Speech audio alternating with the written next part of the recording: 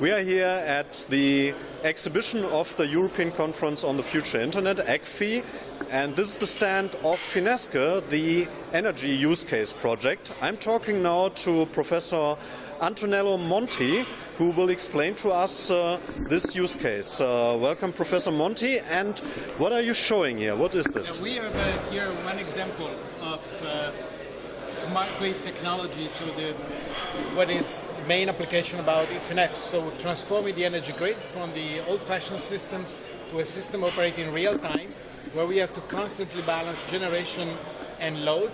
This is mostly driven by the changes we have in the energy system, where more and more renewables are going to be integrated. So what we have here is a scenario of a possible city of the future with a lot of renewable generation, and what we have to do is to match constantly.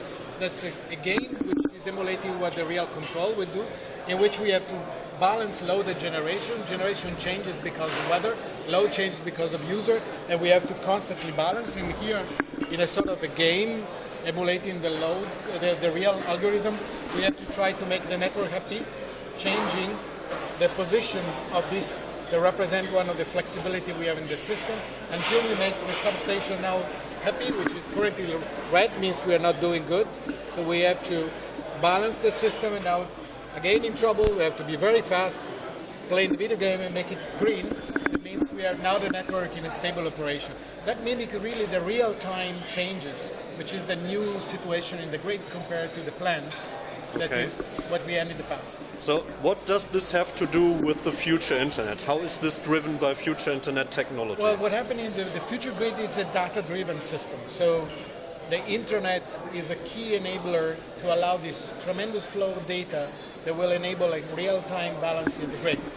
In the past, yes, utilities have been using data, but not at the level and the purpose that we have for a smart grid, so for a real-time operations.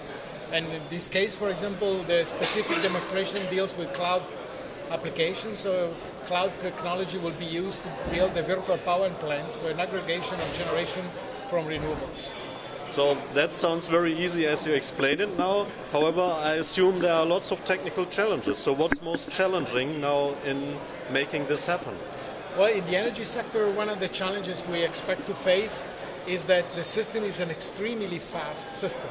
So what we need is that everything involved, from the computation to the communication infrastructure, will be fast enough to couple with the system we are dealing with. So it's basically about speed, reliability. What about security? Obviously security. This is number one concern if you want. Security of data, security of the infrastructure.